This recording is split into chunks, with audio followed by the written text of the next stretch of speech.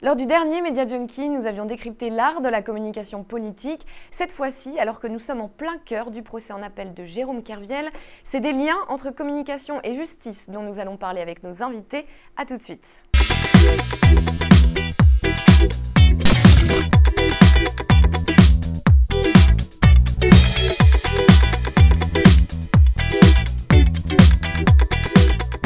Pour parler de la communication lors des grands procès, j'ai le plaisir de recevoir deux invités. Bonjour à tous les deux.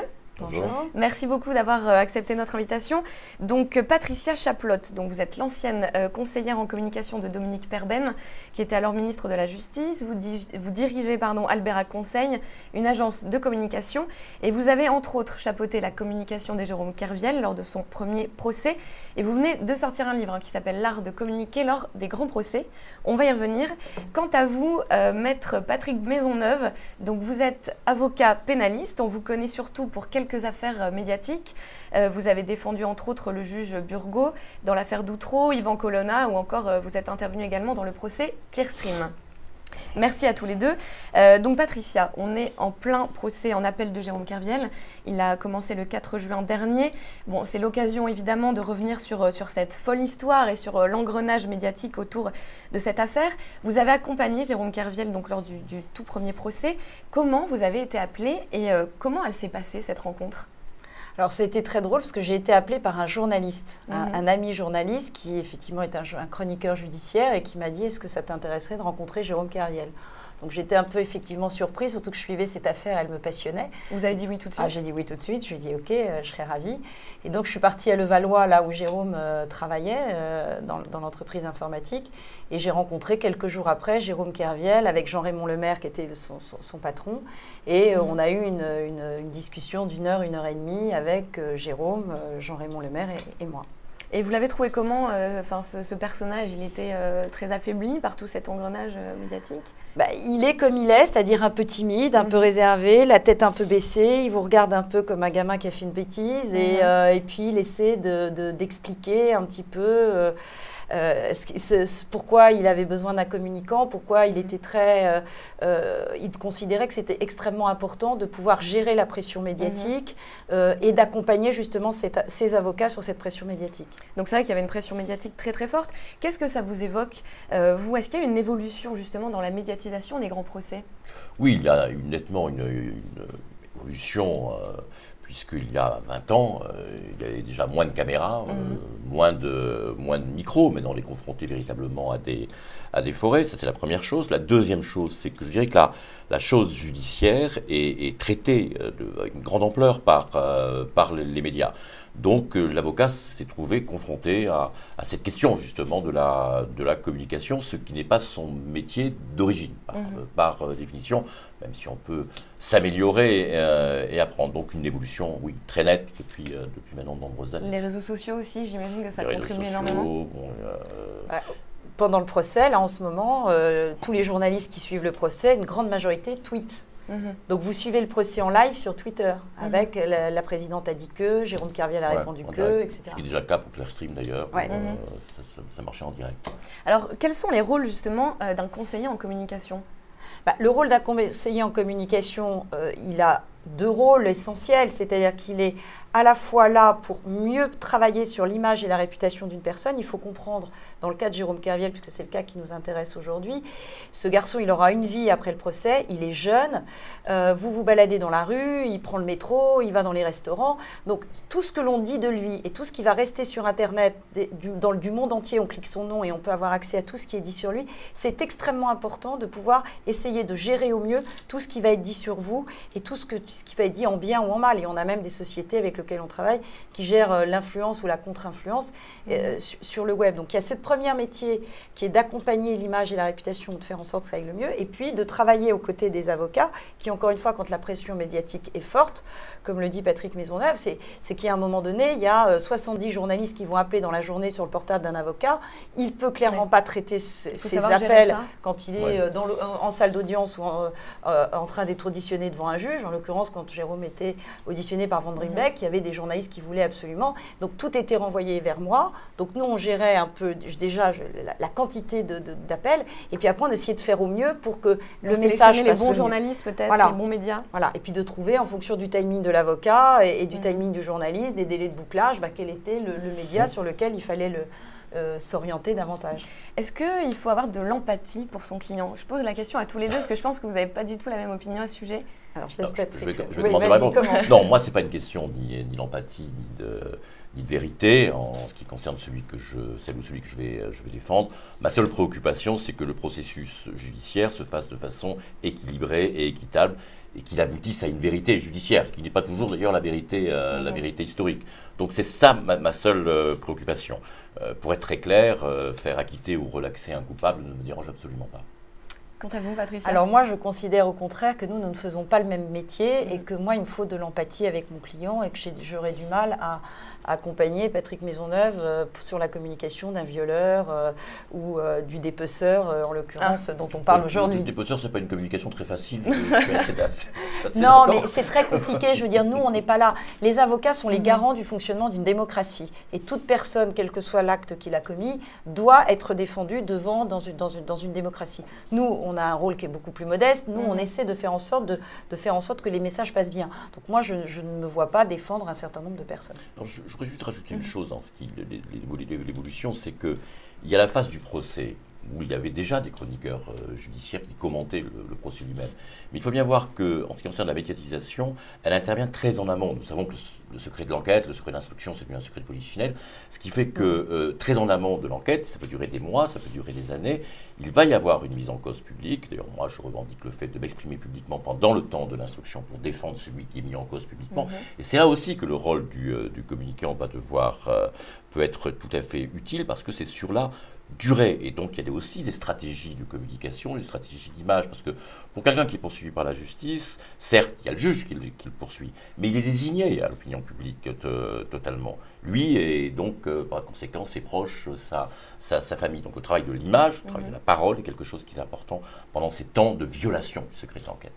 Est-ce que vous sentez quand même chez vos confrères, chez certains de vos confrères, une certaine réticence justement à voir émerger donc, ce métier de communicant qui est de plus en plus proche de l'environnement judiciaire? Je pense que certains avocats ont peut-être peur de deux choses. D'une part, que le communicant interfère dans la stratégie de défense, ce qui ne doit pas être le cas. Chacun son métier. Parce que c'est vraiment un rôle complémentaire. Chacun son métier. Il peut y avoir une deuxième réticence qui est un peu moins avouable, c'est que le communicant va s'occuper de la communication de la personne qui est poursuivie, alors que l'avocat peut s'occuper de sa propre image et de sa propre communication, et donc de sa propre promotion médiatique. Les médias rendent un peu fous les avocats. Concrètement, Patricia, quand vous avez rencontré donc, Jérôme Kerviel pour la première fois, comment vous avez défini la stratégie de communication? Très simplement, comme on le fait avec beaucoup de nos clients, on essaie de comprendre un petit peu les enjeux du dossier. Quand j'ai rencontré Jérôme, j'ai récupéré une revue de presse énorme de 250 pages que j'ai lue pendant un week-end et j'ai essayé de comprendre de quelle manière on parlait de lui, quels étaient les journaux qui parlaient de lui ou qui étaient plutôt de la théorie, défense de la Société Générale, etc. Et de voir un petit peu comment on pouvait améliorer soit l'image de Jérôme, améliorer les messages qu'il pouvait faire passer. Et clairement, il y avait un vrai travail qu'on a fait en off avec Jérôme, parce qu'il n'était pas question pour moi de gêner le travail du juge, et je considère que la priorité est de s'exprimer devant les juges et devant les magistrats. Donc pendant la période d'instruction, comme le dit Patrick, c'est très important le travail que l'on fait, parce que si on ne parle pas en on auprès des journalistes, on a travaillé avec Jérôme pour expliquer ce qu'il faisait dans les salles des marchés, et c'était extrêmement efficace pour essayer d'expliquer un métier qui était quand même un peu pour le moins un peu opaque. Alors justement, cette stratégie, je dirais qu'elle a plus ou moins fonctionné, puisqu'en fait, il a un peu fait voler en éclats tout ça en prenant le parti de sortir un livre quelques mois avant le procès. Je pense que l'un et l'autre, vous pensez que ce n'était pas du tout une bonne idée. Avant le procès, c'est silence radio? Écoutez, moi je parlais de façon générale. Je pense qu'avant le procès, que l'avocat s'exprime parce qu'il faut que la défense, pas particulièrement médiatisée, puisse avoir sa place. Ça, c'est une chose. Mais en ce qui concerne la personne qui comparaît, je pense qu'il est préférable que ce soit dans le cadre d'interviews. Et encore pire, en ce qui concerne un livre, il faut que ce soit le magistrat qui soit le destinataire de la parole de celui qui comparait. D'abord parce que le magistrat y est particulièrement sensible, donc non seulement ce n'est pas productif, mais c'est véritablement contre-productif. Ça peut se retourner contre lui. Et ça se retourne, on le sait par expérience. M. Kerviel n'est pas la première fois que ça arrive, il y a eu d'autres personnes qui comparaissaient devant les juridictions, qui ont fait des livres, on a pu vérifier chaque fois, non seulement que c'était mal perçu ou mal vécu, parce que on doit réserver sa première parole ou ses paroles ou ses explications au juge, mais aussi parce que le juge peut tout à fait... les livres sont versés au débat, chaque livre est versé au débat, et le juge à ce moment-là peut exploiter ce qui est dit dans le livre, qui peut se retrouver en contradiction avec ce qui est dit dans le dossier, et donc c'est un système de défense qui est totalement contre-productif, et c'est pour ça que j'y suis tout à fait hostile. C'est à partir de ce moment-là, je crois, que vous êtes un petit peu éloigné du dossier Kerviel. Oui, parce que j'ai découvert, pas par hasard, Jérôme est venu me dire « Patricia, je sors un livre ». Je lui dis « Oui, ok, très bien. Quand ?» Il m'a dit « Dans 15 jours ou dans 3 semaines. » Voilà. Donc j'avais été clairement... Vous êtes tombée de votre chaise, comme vous dites. Je suis tombée de ma chaise en disant « Mais enfin, Jérôme, je ne pense pas que ce soit une bonne idée. » Donc j'ai compris que tout ça avait été fait, parce que j'étais évidemment pas d'accord. Donc voilà. Donc j'ai considéré qu'effectivement, c'était un petit peu compliqué pour moi de continuer à le conseiller. Je lui ai expliqué ce que dit Patrick Maisonneuve, c'est-à-dire de dire il faut réserver sa parole au magistrat, il faut, en plus, la pression médiatique qu'il y a eu autour de la sortie du livre, c'est-à-dire il a saturé. Il était présent sur tous les plateaux. Sur tous les plateaux de télé. Flammarion, l'éditeur, pour ne pas le citer, a fait justement son job. C'est normal, ils sortent un livre, ils veulent le vendre, donc ils ont poussé Jérôme à aller sur tous les plateaux de télévision. Et là, ça a été dramatique parce qu'il a saturé l'espace médiatique et on a eu le sentiment que tout ce qu'il avait à dire, il l'a dit sur les plateaux de télévision. Et ça a été d'autant plus mauvais pour lui que quand il est arrivé dans la salle d'audience, il était replié sur lui, un peu renfrogné. Et le président Pau, dans les attendus du jugement, je mets l'extrait dans mon livre, explique clairement que M. Kerviel a privilégié la communication auprès de l'opinion publique alors qu'il ne parlait pas pendant l'audience. Donc je crois que c'était... Je crois que même le président a dit, parlez-nous, dites-nous qui vous êtes, M. Kerviel. Mais dites-moi qui vous êtes, M. Kerviel. Moi, je lui ai envoyé des textos, je lui disais, mais enfin, Jérôme, mais j'en pouvais plus, voilà, bon, c'était comme ça, il était dans une bulle, et je crois aussi qu'il y a eu peut-être, je ne permets pas de juger, mais il y a un travail qui n'a pas été fait, c'est que je pense qu'on doit préparer quelqu'un. Je pense que Patrick le fait, tu l'as fait avec Burgo. Vous prenez un jeune garçon comme Burgo. Il faut les préparer. Jérôme n'était pas préparé. On avait le sentiment qu'il est allé là.